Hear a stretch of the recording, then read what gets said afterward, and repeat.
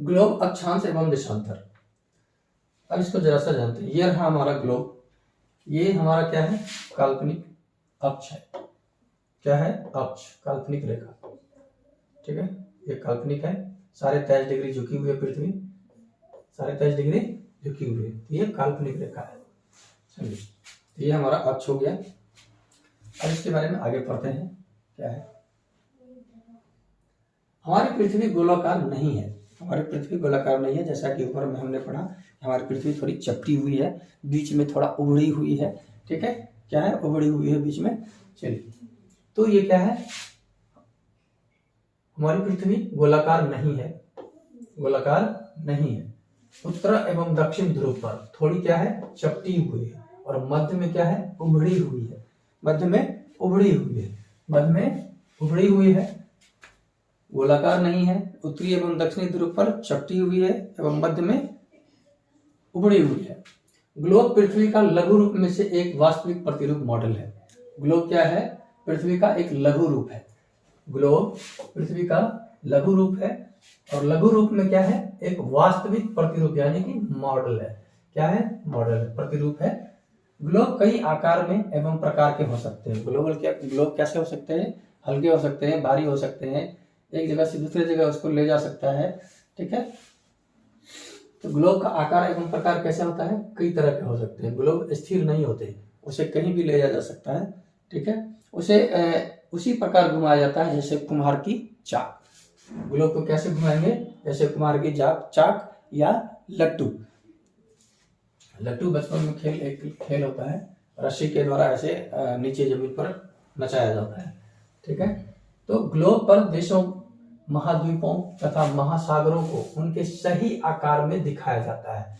Globe पर देशों एवं महाद्वीपों को तथा महासागरों को सही आकार में दिखाया जाता है, ठीक है। किसमें दिखाया जाता है, सही आकार में दिखाया जाता है।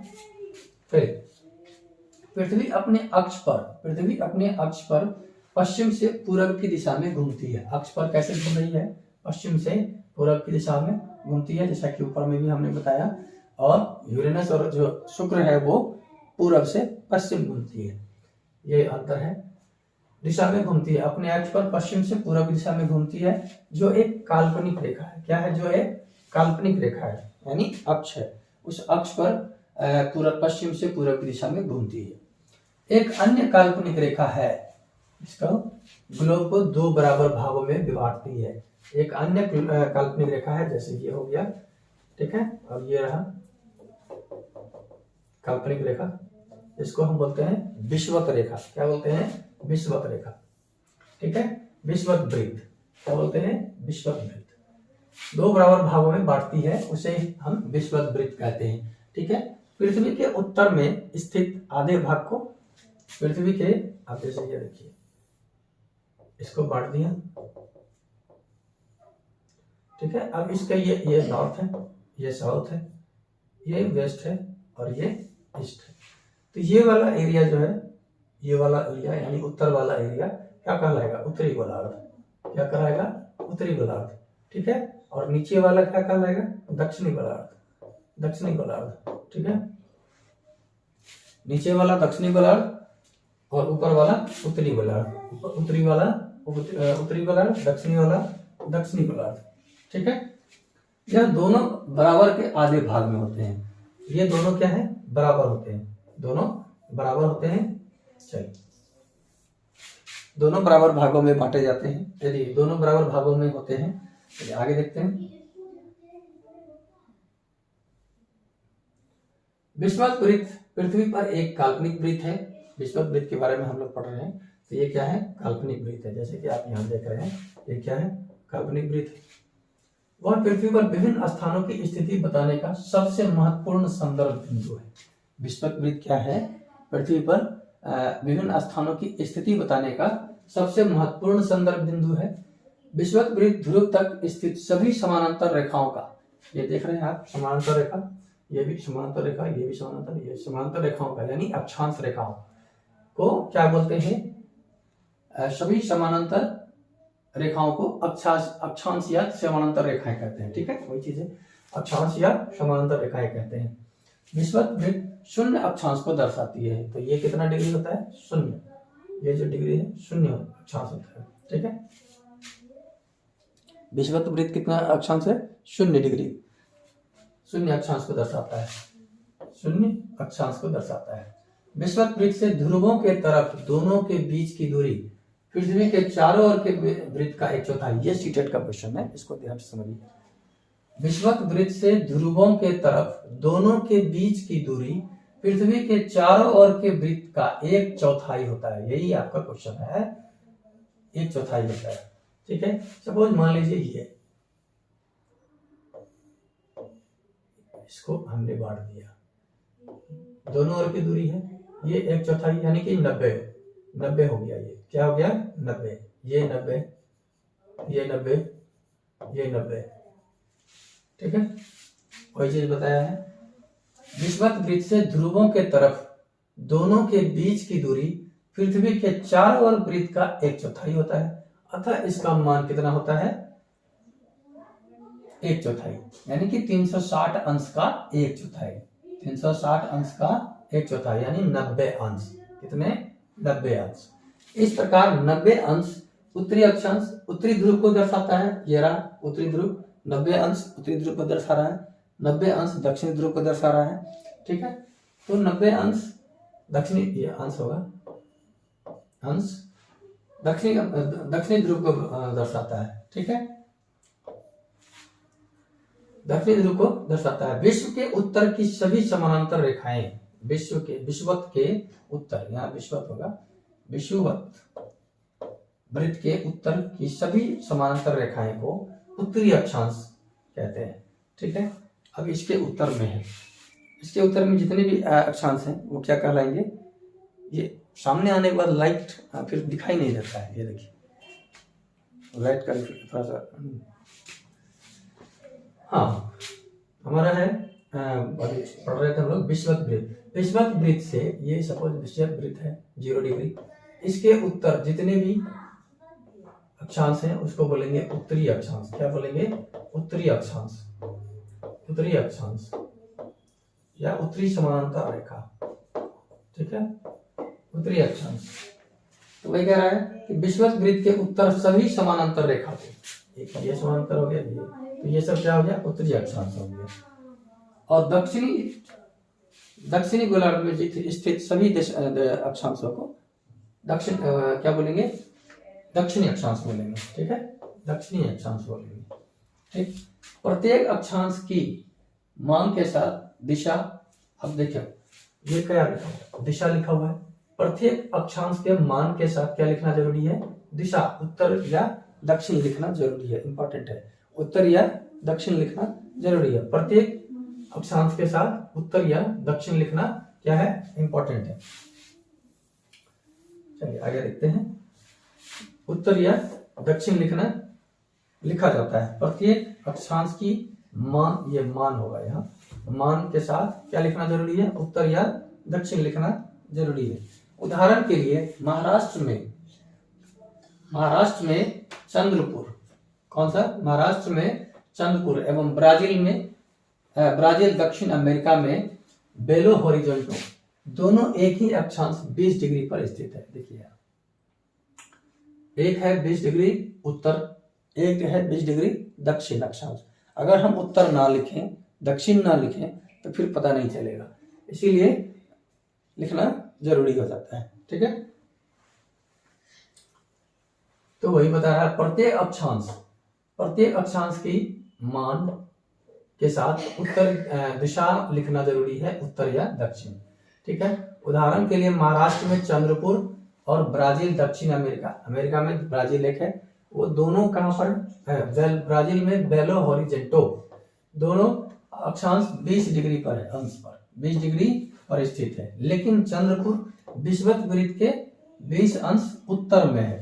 ये क्या है? चंद्रपुर उत्तर में है, यहाँ पर 20 अंश उत्तर में है, और बेलो होरिजेंटो जो है आपको दक्षिण में है। ठीक है, बेलो होरिजेंटो विषुवत रेखा के 20 डिग्री अंश दक्षिण में है। अगर दिशा का ज्ञान ना हो, उत्तर या दक्षिण का ज्ञान ना हो, तो फिर चलिए यहाँ कह रहा है कि जैसे जैसे क्या करेंगे?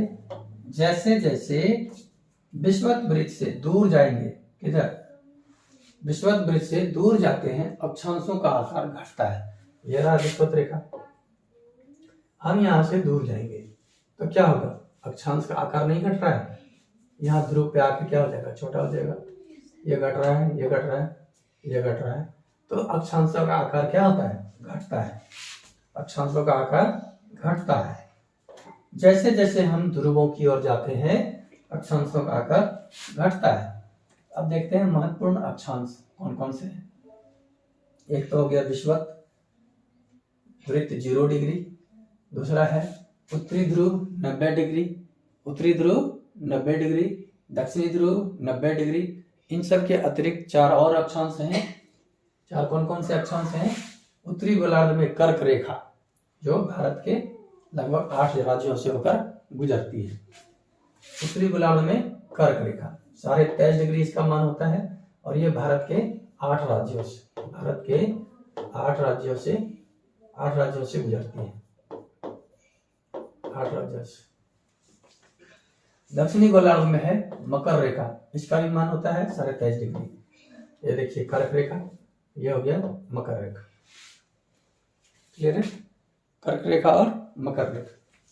विषुवत के 66.5 डिग्री उत्तर में उत्तरी ध्रुव, ये रहा आपका उत्तरी ध्रुव 66.5 डिग्री। कितने होते हैं, 66.5 डिग्री, ठीक है। और ये है 23.5 डिग्री, 23.5 डिग्री। और विषुवत के 66.5 डिग्री दक्षिण में दक्षिणी ध्रुव, ये आपका दक्षिणी ध्रुव है 66.5 डिग्री, 66.5 डिग्री। अब इसमें कटिबंध भी देख लेते हैं कि कौन कौन से कटिबंध है। तो देखिए, हाँ, उष्ण कटिबंध कर्क रेखा और मकर रेखा, यानी कि विषुवत रेखा के कर्क रेखा और मकर रेखा के बीच के क्षेत्र में कौन सा कटिबंध होगा, उष्ण कटिबंध होगा, और ज्यादातर बारिश होगी।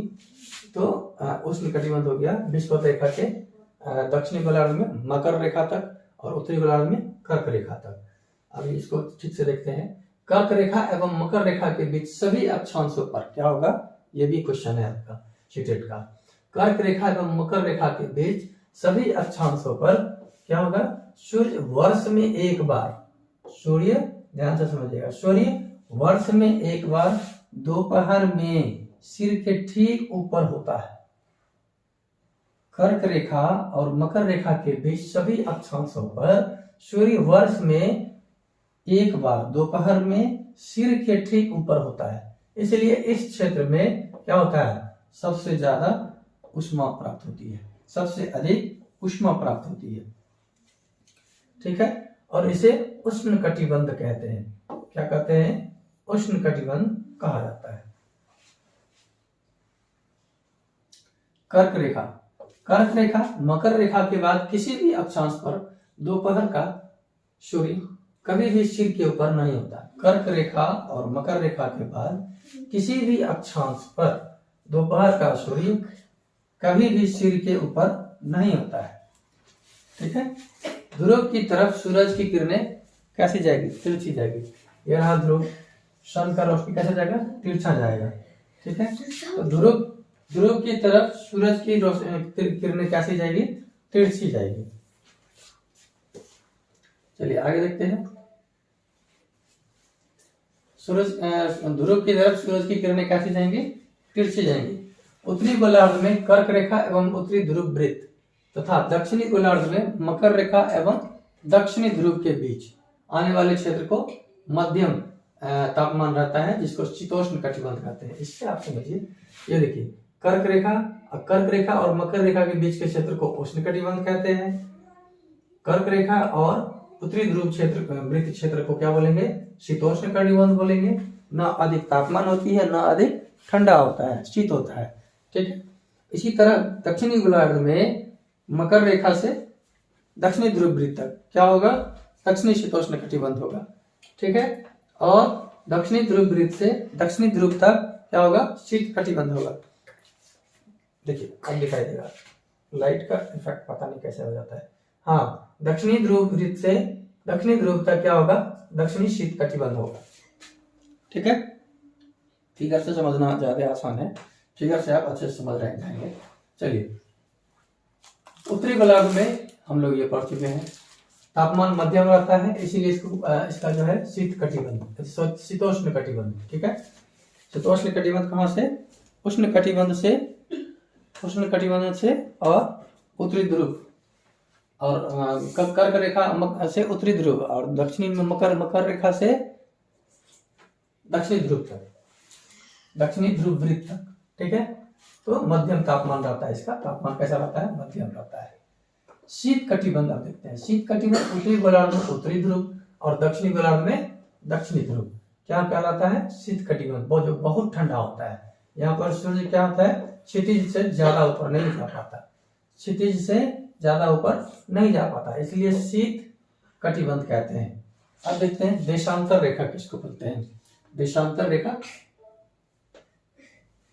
ये फिगर से आप देख पा रहे होंगे देशांतर रेखा। ठीक है, देशांतर रेखा क्या है? प्रशांत महासागर में, अब इसको समझिए थोड़ा सा, प्रशांत महासागर में टोंगा द्वीप, एक हिंद महासागर में मॉरिशस द्वीप। देखिए, प्रशांत महासागर में है टोंगा द्वीप, प्रशांत महासागर में टोंगा और हिंद महासागर में है मॉरिशस द्वीप। ठीक है, और दोनों एक ही अक्षांश 20 डिग्री दक्षिण पर स्थित है। दोनों कहाँ है? 20 डिग्री दक्षिण पर स्थित है। सपोज में कर लीजिए, मान लीजिए ये क्या है? 20 डिग्री अक्षांश इस पर स्थित है, और उसकी सही स्थिति जानने के लिए उत्तरी ध्रुव को दक्षिणी ध्रुव से जोड़ने वाली संदर्भ रेखा, अब ये हमारा जो है उत्तरी ध्रुव है और ये दक्षिणी ध्रुव है, संदर्भ रेखा क्या होगी? संदर्भ रेखा। हम पृथ्वी बना ही दे, ये लीजिए। ठीक है, संदर्भ रेखा क्या कहलाएगा? देशांतर रेखा कहलाएगा। पूरब से पश्चिम की ओर स्थानों से दूरी कितनी है? ये आपका देशांतर है, ये आपका अक्षांश, विषुवत रेखा।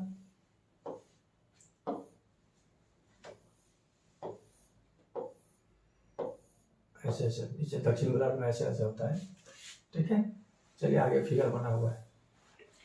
अक्षांश 20 डिग्री दक्षिण पर स्थित है और उसकी सही स्थिति जानने के लिए उत्तरी ध्रुव को दक्षिणी ध्रुव से जोड़ने वाली संदर्भ रेखा, उत्तरी ध्रुव को दक्षिणी ध्रुव से जोड़ने वाली संदर्भ रेखा, कौन सी रेखा? संदर्भ रेखा। पूर्व या पश्चिम की ओर स्थानों की दूरी कितनी है? इस संदर्भ रेखा को क्या कहते हैं? देशांतरीय यम्योत्तर, यानी कि देशांतरीय रेखा कहते हैं। ठीक है, अब आगे फिगर है, फिगर से ज्यादा अच्छे से समझेंगे। देखिए, यानी ये आपका देशांतरीय यम्योत्तर यानी कि प्रधान यम्योत्तर हो गया। ठीक है, प्रधान यम्योत्तर हो गया। ये आपका देशांतरीय रेखा है, पूर्व देशांतर रेखा पश्चिम, सॉरी देशांतर पूर्व पश्चिम और देशांतरीय पूर्व, और ये आपका उत्तरी ध्रुव हो गया। सारे यहाँ पर मिल जाते हैं और ये शून्य हो जाता है। तो उत्तरी ध्रुव पर देशांतर का मान कितना होता है? शून्य होता है। उत्तर और दक्षिणी ध्रुव पे शून्य हो जाता है। ठीक है, चलिए,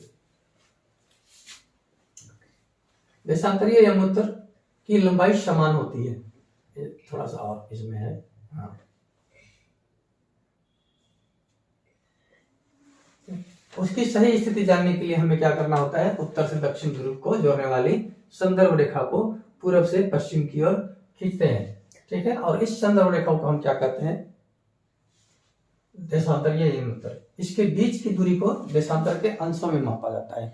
इसके बीच की दूरी को हम किस में मापते हैं? देशांतर के अंशों में मापते हैं। ठीक है, और ये अंश को क्या बोलते हैं? मिनट में, या मिनट को सेकंड में विभाजित किया जाता है। यह अर्धवृत्त है।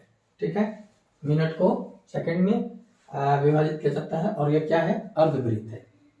इसके बीच की दूरी ध्रुवों की तरफ बढ़ने पर घटती है। देखिए, इसके बीच की दूरी कहाँ घटती है? ध्रुवों के तरफ जाने पर घट जाती है। बीच की दूरी देख लीजिए, घट रही है। अब यहाँ पर कितना है और यहाँ पर बिल्कुल घट रही है। तो ध्रुवों की तरफ जाने पर क्या होती है? घटती है, एवं ध्रुवों पर क्या हो जाती है? शून्य हो जाती है। ध्रुवों पर शून्य हो जाती है, जहां सभी देशांतरीय यम्योत्तर आपस में मिलती है। सभी देशांतर आपस में क्या हो जाती है, मिल जाती है। देखिए मिल रहा है, मिल जाती है। देशांतरीय यंत्र की लंबाई समान होती है, ठीक है, लंबाई इसकी भी जितनी है उसकी इतनी भी होती है, यानी कि लंबाई समान होती है। देशांतरीय यंत्र की लंबाई समान होती है।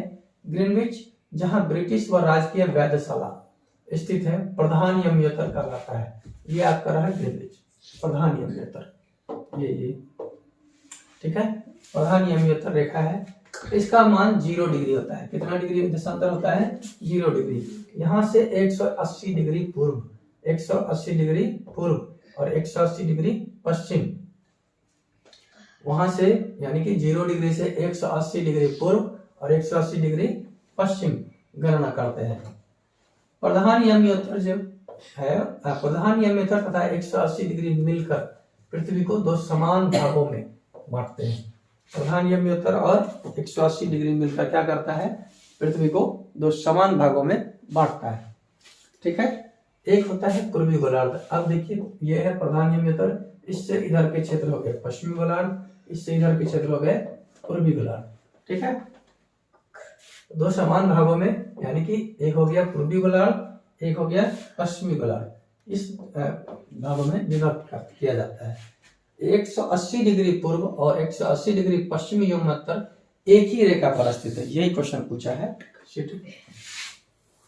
सीटेट का, यहाँ से क्वेश्चन बनता है। ये टॉपिक आपको बार बार सुन के थोड़ा समझना है। चलिए,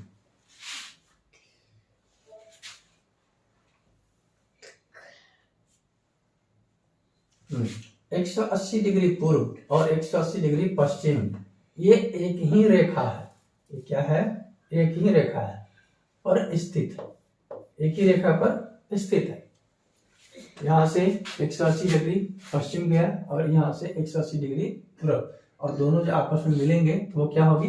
एक ही रेखा होगी, ठीक है, एक ही रेखा पर स्थित है। अक्षांश एवं देशांतर की सहायता से किसी स्थान का सही से पता लगाते हैं। किसी स्थान का क्या करते हैं? सही से पता लगाते हैं और उसके स्थिति के बारे में जानते हैं। जैसे असम में धुबड़ी कितने डिग्री पर है? 26 डिग्री पर। 26 डिग्री उत्तरी अक्षांश और 90 डिग्री पूर्वी देशांतर। 90 डिग्री पूर्वी देशांतर, 26 डिग्री क्या है? उत्तरी अक्षांश, ठीक है, और 90 डिग्री पूर्वी देशांतर। यह रहा पूर्वी देशांतर, पूर्वी देशांतर। जब यह दोनों रेखाएं एक दूसरे को काटती हैं तो उस बिंदु पर वह स्थान स्थित होती है। तो धुबरी कहाँ होगी? यहाँ। देशांतर काटा इसको तो धुबरी यहाँ, ठीक है। चलिए आगे है देशांतर और समय। देशांतर और समय, देशांतर से समय का कैसे पता चलता है? तो देशांतर और समय, समय को मापने का सबसे अच्छा साधन, समय को मापने का सबसे अच्छा साधन पृथ्वी, चंद्रमा एवं ग्रहों की गति है। क्या है? समय मापने का सबसे अच्छा साधन जो है आपका पृथ्वी, चंद्रमा एवं ग्रहों की गति है, गति है। सूर्योदय एवं सूर्यास्त प्रतिदिन होता है। सूर्योदय एवं सूर्यास्त क्या होता है? प्रतिदिन होता है। विश्व में समय निर्धारण का सबसे अच्छा साधन क्या है? विश्व में सबसे अच्छा साधन क्या है? सूर्य। सूर्य से समय का निर्धारण होता था। स्थानीय समय का अनुमान सूरज के द्वारा ही बनने वाली परछाई, स्थानीय समय का अनुमान किससे लगाया जाता था? सूरज के द्वारा बनने वाली परछाई। सूर्योदय एवं सूर्यास्त के समय परछाई जो होती थी वो क्या होती थी? लंबी होती थी, ठीक है।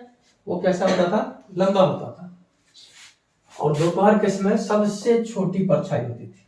दोपहर के समय सबसे छोटी परछाई, सबसे छोटी, दोपहर के समय सबसे छोटी, सूर्योदय और सूर्यास्त के समय सबसे लंबी, सूर्योदय और सूर्यास्त के समय सबसे लंबी होती है, ठीक है। तो स्थानीय समय का अनुमान इस तरह से लगाया जाता था। प्रमुख यमयंत्र पर सूर्य जिस समय आकाश के सबसे, ये भी सीटेट का क्वेश्चन है, प्रमुख यमयंत्र यानी कि प्रधान यमयंत्र पर सूर्य जिस समय आकाश के सबसे ऊंचे बिंदु पर होगा, जिस समय आकाश के सबसे ऊंचे बिंदु पर होगा, उस समय यमयोत्तर पर स्थित सभी स्थानों पर दोपहर होगी। उस समय क्या होगी? सभी स्थानों पर क्या होगी? दोपहर होगी। ठीक है, उस समय यमयोत्तर पर स्थित सभी स्थानों पर दोपहर होगी। पृथ्वी पश्चिम से पूर्व की ओर चक्कर लगाती है और उसकी घूर्णन अपने अक्ष पर किधर लगाती है? पश्चिम से पूर्व की ओर चक्कर लगाती है। जो ग्रीनिच के पूर्व में, जो ग्रीनिच के पूर्व में, सपोज आप ये मध्य रेखा है, ठीक है, इसी को ग्रीनिच बोलते हैं, इसके पूर्व में यानी कि इधर पूर्व में, उसका समय वृत्त क्या होगा? आगे होगा। कैसा होगा? आगे, यानी कि प्लस होगा, प्लस में होगा। ठीक है, आगे होगा। और जो पश्चिम में है उसका ग्रीनिच के समय से पीछे होगा, यानी माइनस होगा। ठीक है, तो समय की गणना कैसे करते हैं? पृथ्वी 24 घंटे में अपने अक्ष पर 360 डिग्री घूम जाती है। पृथ्वी अपने अक्ष पर 24 घंटे में कितनी डिग्री घूम जाती है? 360 डिग्री घूम जाती है। ठीक है, और 1 घंटे में कितना डिग्री घूमती है? 15 डिग्री घूमती है। ठीक है, और 4 मिनट में 1 डिग्री घूमती है। 1 घंटे में 15 डिग्री घूमती है और 4 मिनट में 1 डिग्री घूम जाती है। ठीक है, और इस प्रकार दोपहर के 12 बजते हैं। इस प्रकार क्या होता है? दोपहर के जब 12 बजते हैं तो ग्रीनिच के 15 डिग्री पूर्व में क्या बजेगा? 1 बजेगा, 1 बजेगा, और पश्चिम में 1 घंटा पीछे होगा। ठीक है, यानी कि 11 बजेगा। पश्चिम में 1 घंटा क्या होगा? पीछे होगा। ग्रीनिच दोपहर के 12 बजे हैं तो 180 डिग्री रेखा पर क्या होगा? ये इंपॉर्टेंट पॉइंट है। अगर ग्रीनविच टाइम में जो है हमारा प्रधान मध्याह्न रेखा पर दोपहर के 12 बज रहे हैं तो 180 डिग्री रेखा पर क्या होगा? मध्य रात्रि होगा।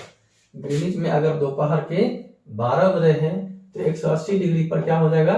मध्य रात्रि होगा।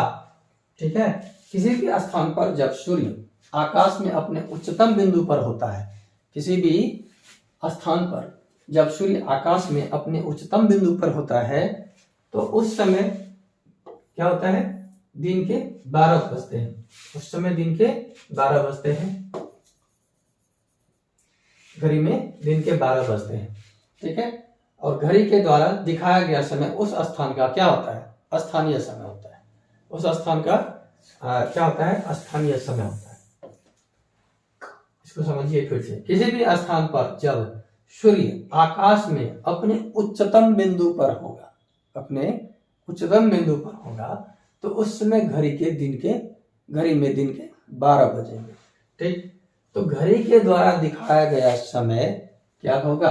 उस स्थान का स्थानीय समय होगा। ठीक, देशांतर यह यमयोत्तर पर सभी स्थानों पर एक स्थानीय समय समान है। क्या है?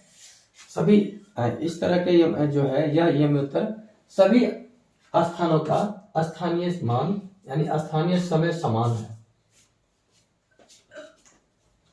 स्थानीय समय होता है। देशांतर यमयोत्तर प्रधान यमयोत्तर पर सभी स्थानों का स्थानीय समय क्या होता है? समान है। मानक समय क्यों मानते हैं? मानक समय क्यों मानते हैं? तो भारत के द्वारा तथा असम के भारत के द्वारका, यहाँ होगा भारत के द्वारका यानी कि गुजरात, भारत के द्वारका मतलब गुजरात में है द्वारका तथा असम के डिब्रूगढ़, दोनों के स्थानीय समय में कितने का अंतर है? 1 घंटा 45 मिनट का अंतर है। एक है इस वेस्ट में और एक है ईस्ट में। यहाँ है डिब्रूगढ़, यहाँ है द्वारका। ठीक है, और दोनों के समय में कितने का अंतर है? 1 घंटा 45 मिनट। ठीक है, दोनों के समय में 1 घंटा 45 मिनट का अंतर है। तो इसलिए आवश्यक है कि देश के मध्य भाग से गुजरने वाली यमयोत्तर, देश के मध्य भाग से गुजरने वाली यमयोत्तर रेखा को स्थानीय समय पूरे देश का मानक समय माना जाता है। तो एक मानक समय गुजरेगा देश के मध्य से यानी कि बीचों बीच। ठीक है, देश के मध्य से क्या होगा, मानक देशांतर रेखा गुजरेगी या व्युत्तर रेखा गुजरेगी। तो इसको हम लोग क्या मानेंगे, भारत मानक समय रेखा, भारत मानक समय रेखा। ठीक है, तो भारत में 82.5 डिग्री, कितना, 82.5 डिग्री, 82.5 डिग्री गुजरती है कहाँ से, इलाहाबाद के नैनी से। ठीक है, इलाहाबाद के नैनी से गुजरती है। 82.5 डिग्री पूर्व को माना है, ये दिशा याद होना चाहिए, पूर्व को माना है। 82.5 डिग्री पूर्व को माना है, इधर पूर्व है तो पूर्व को माना है। इस रेखा को भारतीय मानक समय रेखा के नाम से जाना जाता है। किस नाम से जाना जाता है, भारतीय मानक समय रेखा। ठीक है, आगे है भारत और लंदन के बीच समय का अंतर कितना है। तो 82.5 डिग्री को अगर आप तोड़ेंगे, ये रहा 82.5 डिग्री। ठीक है, इसको तोड़ते हैं यानी कि 15×5 = 75, 5 घंटा, 15×5 = 75, इसमें से घटाते हैं तो 7 निकलता है, 7 बचता है, 7.5, तो 7.5 जो है आपका क्या हो जाएगा, 5.5 घंटा। 7.5 डिग्री देशांतर आधा घंटा। ठीक है, तो ये हो गया आपका 30 मिनट, आधा घंटा बराबर 30 मिनट, 15 डिग्री बराबर 60 मिनट, तो 5.5 घंटा प्लस यानी कि पूर्व में, तो 5.5 घंटा आगे है। भारत 5.5 घंटा आगे है। जब लंदन में दोपहर के 2 बजेंगे तो भारत में क्या बजेगा, 7:30 बजेगा, भारत में शाम के 7:30 बजेगा। ठीक है, कई देशों का देशांतरीय विस्तार अधिक होता है, कई देशों का देशांतरीय विस्तार क्या होता है, अधिक होता है, जिसके कारण वहां एक से अधिक मानक समय अपनाए गए हैं। वहां क्या होते हैं, एक से अधिक मानक समय अपनाए गए हैं।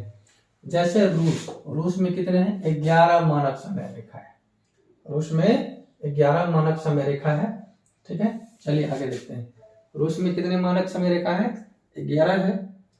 पृथ्वी को 1 घंटे वाले 24 समय क्षेत्र में बांटा गया है, पृथ्वी को 1 घंटे वाले 24 समय क्षेत्रों में बांटा गया है, 1 घंटे वाले 24 समय क्षेत्रों में बांटा गया है। इस प्रकार प्रत्येक समय क्षेत्र में 15 डिग्री, कितने डिग्री, 15 डिग्री, क्योंकि 15 डिग्री बराबर क्या होता है, 60 मिनट, 60 मिनट बराबर 1 घंटा।